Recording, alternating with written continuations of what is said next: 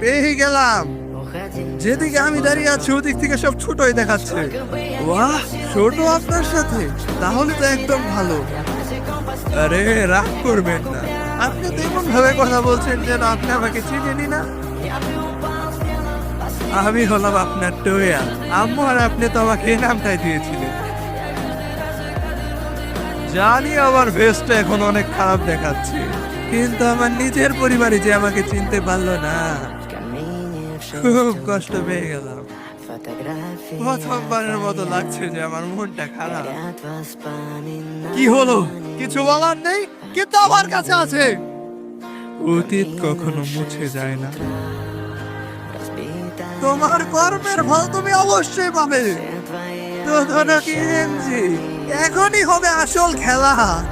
যে জাহান্নামের জীবনে আমি এতদিন ছিলাম, এখানে এখন আপনি আসবেন। কি বলেন, ড্যাড?